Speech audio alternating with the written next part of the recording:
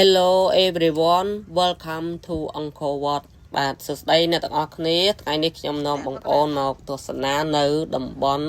រមណីយដ្ឋានអង្គរវត្តបាទហើយនៅថ្ងៃនេះខ្ញុំមិនមែននាំបងប្អូនត្រឹមតែអង្គរវត្តទេគឺទៅដល់ប្រាសាទប្រៃរូបប្រាសាទប្រទេសក្តីស្រះស្រង់ហើយនឹងប្រាសាទនិពន្ធផងដែរហើយខ្ញុំនឹងបង្ហាញនៅទស្សនីយភាពត្រុសថ្ងៃនេះគឺខ្ញុំមិនបានចូលនៅអង្គរវត្តបានជ្រៅទេបាទដោយសារតែយើងធ្លាប់មកហើយឥឡូវខ្ញុំបង្ហាញតែនៅខាងមុខបាទនៅខាងមុខផ្លូវចូលបងប្អូនបានឃើញហើយឥឡូវយើងត្រឡប់មកវិញយើងមកចូលប្រាសាទបន្ទាយក្តីបាទនេះគឺជាប្រាសាទបន្ទាយក្តីដែលខ្លងទ្វារទី1បាទខ្លងទ្វារទី1នេះយើងចូលទៅចេញពីថ្នល់ទៅគឺយើងចូលខ្លងទ្វារទី1យើងនឹងឃើញខឿនប៉ុន្តែឲ្យមានការបាក់បែកច្រើនហើយខាងមុខនោះគឺជាខ្លងទ្វារទី2បាទអញ្ចឹងប្រាង្គប្រាសាទទាំងអស់នេះគឺបងប្អូនដែលមិនបានទៅទស្សនាគួរតែចំណាយពេលទៅទស្សនាដើម្បីស្វែងយល់ពីវប្បធម៌គេដំណើរដូនតារបស់យើងបាទនេះគឺជាខឿននៅខ្លងទ្វារទី2មានន័យថាចិត្តចូលហើយឥឡូវយើងត្រឡប់ក្រោយឃើញខ្លងទ្វារទី1យើងចូលទៅខ្លងទ្វារទី2គឺមានសន្តានរៀងល្អបន្តិចទៀតហើយនៅក្នុងខឿននេះគឺពោពេញដោយថ្មបាទអញ្ចឹងបងប្អូនឃើញអរិយធម៌ប្រាង្គប្រាសាទរបស់ដូនតារបស់យើងគឺអស្ចារ្យខ្លាំងណាស់ហើយបើសិនជាបងប្អូនទៅបងប្អូនគួរតែជួលហ្គាយដើម្បីរៀបរាប់នៅរឿងរ៉ាវទាំងអស់នេះឲ្យបានស្វែងយល់បាទដូចខ្ញុំអញ្ចឹងគឺខ្ញុំទៅអត់មានជួលអីទេអញ្ចឹងក៏អត់មានចាស់អីដែរហើយក៏អត់បានដឹងអ្វីដែរសម្បីតែប្រាសាទឈ្មោះអីហ្នឹងគឺពិបាកនឹងចងចាំផងដែរនេះគឺជាកំហុសមួយដែលយើងទៅលេងគ្រាន់តែឃើញចម្លាក់ថ្មតែប៉ុណ្ណោះតែយើងមិនអាចដឹងពីដួងព្រលឹងបព្វបរោះរបស់យើងថាកសាងយ៉ាងណាទេនេះគឺនៅប្រាសាទបន្ទាយក្តីបងប្អូនដែលមិនដែលបានស្គាល់ឬក៏មិនធ្លាប់ទៅលេង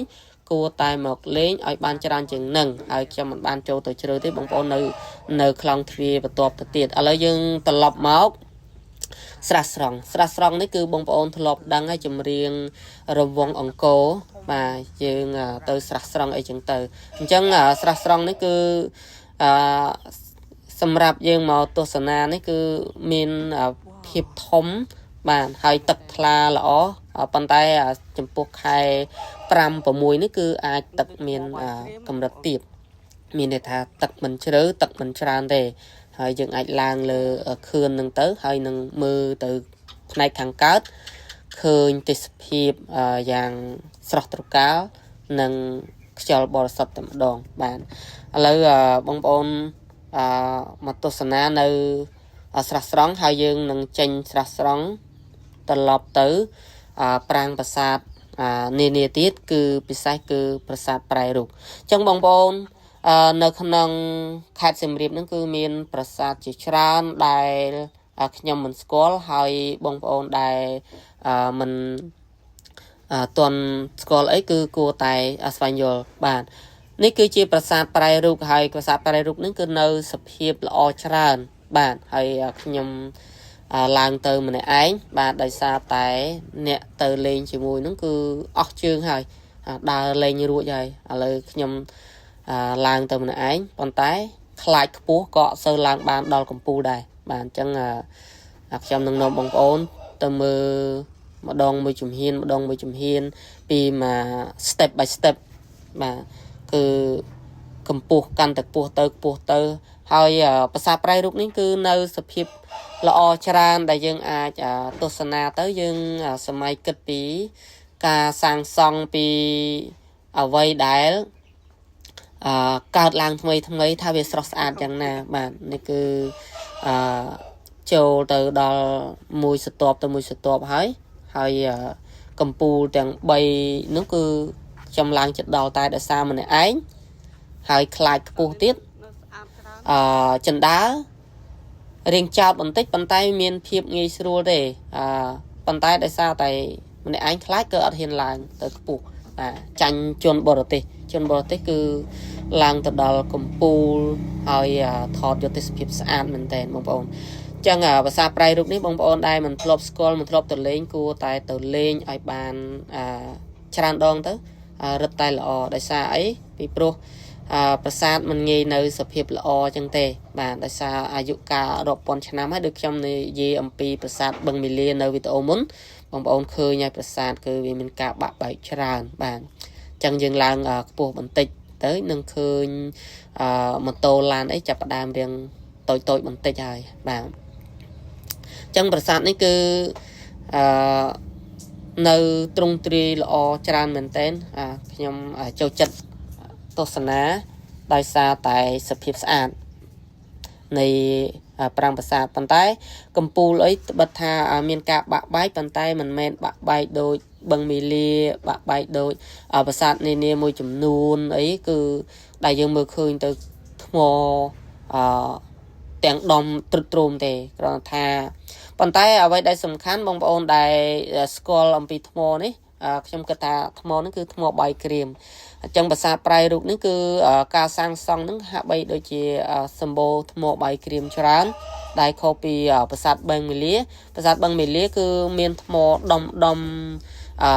ផ្សេងដោយសារខ្ញុំអត់ស្គាល់នឹងថាហៅថ្មអីបាទនេះគឺនៅក្នុងមួយជាន់ទីគឺឡើងដល់កំពូលតែម្ដងប៉ុន្តែទីបំផុតគឺអត់ហ៊ានឡើងបានត្រឹមហ្នឹងនៅសល់តែ7កាំទៀតគឺយើងឡើងដល់កំពូលហើយបងប្អូនអញ្ចឹងបងប្អូនមើលពេលឡើងដល់កំពូលគឺឃើញកាន់តែខ្ពស់ស្អាតមែនតើប៉ុន្តែដោយសារម្នាក់ឯងអត់ទុកចិត្តអត់ទុកចិត្តខ្លាចបាទព្រោះអីខ្ញុំអ្នកខ្លាចខ្ពស់តែម្ដងអញ្ចឹងបងប្អូនមិនដែលទៅហើយមិនខ្លាចដូចខ្ញុំគឺឡើងទៅបងប្អូននិយាយត្រង់គឺអង្គរវត្តទៅច្រើនដងមែនអង្គរតូចប៉ុន្តែអត់ដែលឡើងដល់កំពូលទេបាទ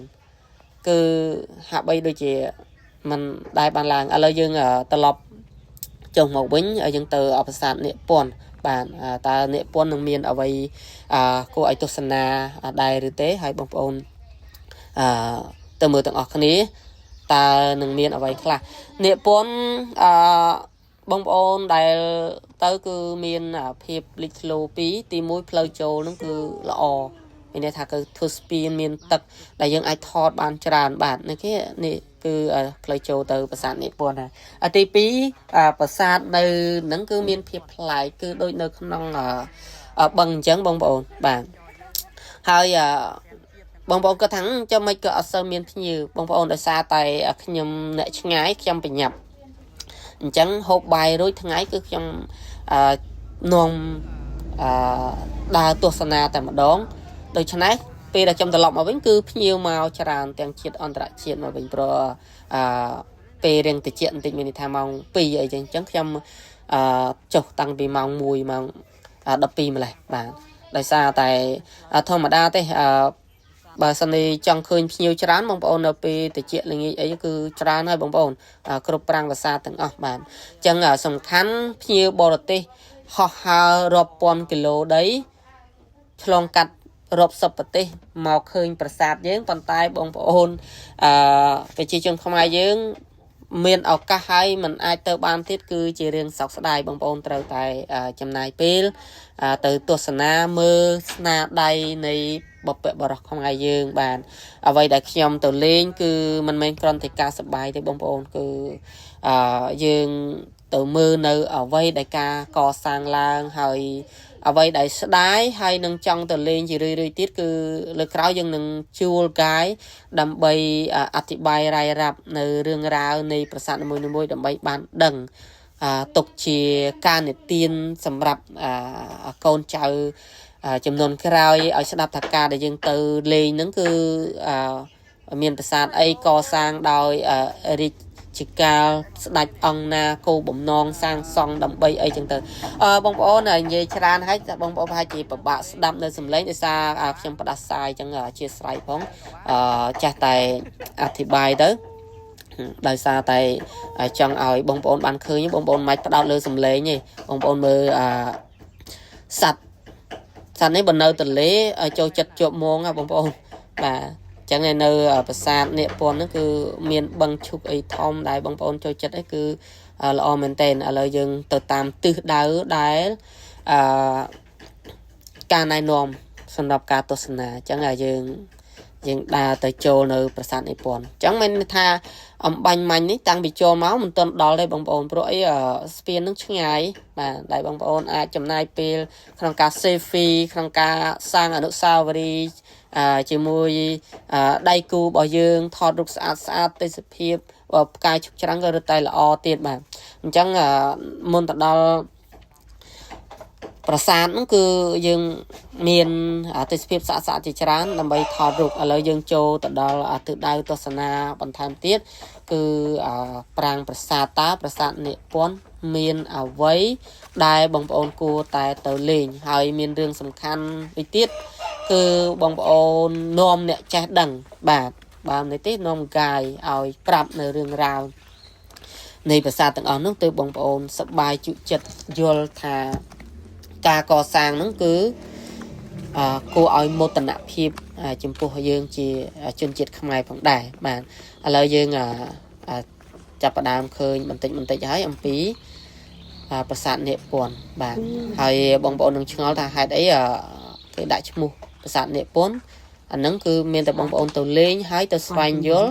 ទៅសិក្សាអញ្ចឹងបងប្អូននឹងដឹងនៅរឿងរ៉ាវទាំងអស់ហ្នឹងហើយបងប្អូនឆ្ងល់មើលប្រាសាទនានាតែងតែនៅទីទួលបាទដល់ពេល Niệm Pon គឺនៅនឹងទឹកបាទដោយសារនាគនៅនឹងទឹកបាទប្រាសាទបឹងមាលាគឺជាបឹងបាទនៅខេត្តវស្សាគឺទឹកច្រើនប៉ុន្តែយើងនៅតែដើរលេងបានដោយសារតែគេមានស្ពានធ្វើស្ពានឆ្លងកាត់គ្រប់ច្រកល្ហកនៃប្រាង្គប្រាសាទទាំងអស់ដែលយើងទស្សនាបានគ្រប់ជ្រុងជ្រោយហើយយើងងាកមក Niệm Pon ហ្នឹងគឺនៅនឹងទឹកហើយមានស្រះ4ជ្រុងទៅទៀតបាទមិនដឹងថាគោលបំណងនៃការសាងសង់ហ្នឹងយ៉ាងណានោះទេបាទបងប្អូនទាំងអស់គ្នាអញ្ចឹងបងប្អូនទាំងអស់គ្នាវីដេអូហ្នឹងគឺយើងបញ្ចប់ត្រឹមប្រាសាទ Niệm Pon ហ្នឹងបងប្អូនចង់ទស្សនាប្រាសាទអីផ្សេងទៀតគួរតែទៅទស្សនាទឹកដីខេត្តសៀមរាបហើយនាំ